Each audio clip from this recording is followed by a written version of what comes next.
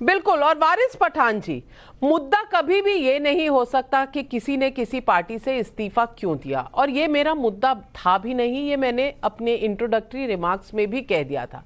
मुद्दा ये है कि क्या आप अपने देश के खिलाफ विदेशी ताकतों का षड्यंत्र का एक टूल किट बन रहे हैं, उसमें आप हिस्सा ले रहे हैं।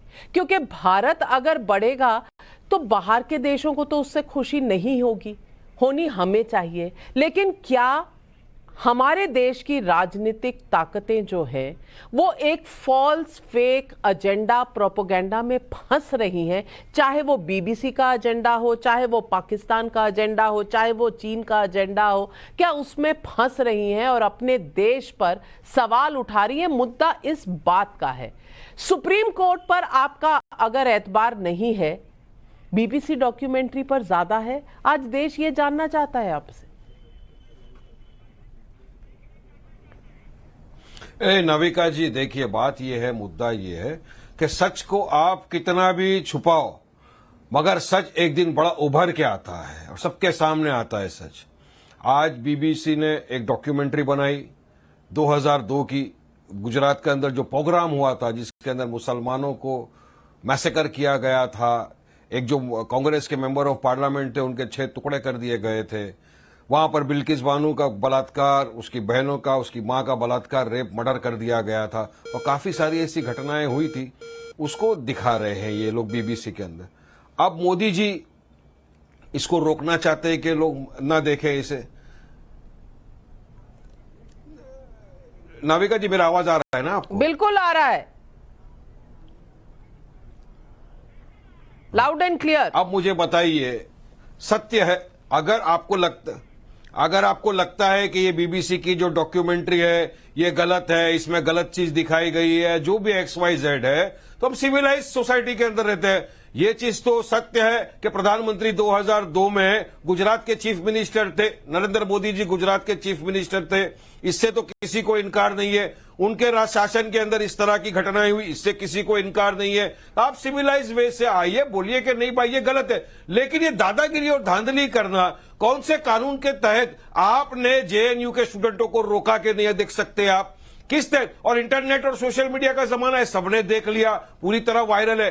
अब एक चीज और मैं बताऊंगा नविका जी, यहां पे सवाल करना चाहूंगा मैं बीजेपी से और नरेंद्र मोदी जी से, कि जिस कानून के दायरे में, जिस कानून के तहत आपने बीबीसी की डॉक्यूमेंट्री पे रोक लगाई, क्या उसी कानून के तहत आप गोडसे के ऊपर जो फिल्म आ रही है उस पर भी रोक लगाएंगे? क्योंकि गोडसे तो देश का सबसे पहला आतंकवादी था जिसने हमारे father of the nation Mahatma Gandhi का कत्ल कर दिया था, वो फिल्म उसको ग्लोरीफाई कर रहा है, तो आप उस पर रोक लगाएंगे नहीं लगाएंगे? क्या नविका कुमार उसके ऊपर भी एक डिबेट करेंगी कि हाँ हमको गोडसे की फिल्म के ऊपर रोक लगाना चाहिए, हाँ या ना? आप अपीजमेंट और तुष्टीकरण से सारा वक्त अपनी राजनीति नहीं चला सकते।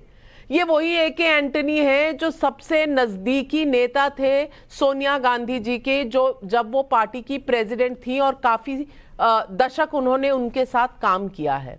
मैं ये पूछना चाहती हूं कि क्या सब कुछ सही चल रहा है? क्या नफरत वाकई सिर्फ बीजेपी फैला रही है और कांग्रेस पाक साफ है, बाकी विपक्षी दल बिल्कुल पाक साफ है? या जो लोग रोज किसी ना किसी बात पर जंग छेड़ देते हैं, चाहे वो सेना से प्रूफ हो, चाहे वो बीबीसी की डॉक्यूमेंट्री हो, चाहे वो G20 का कोई लोगो हो, चाहे वो सेंट्रल विस्टा का मुद्दा हो, हर मुद्दे पर इस तरह के मतभेद पैदा करने का क्या कोई भारत के पक्ष में बोलने का कोई इसमें आपको एजेंडा नजर आ रहा है, या भारत के खिलाफ ही है ये सारा एजेंडा?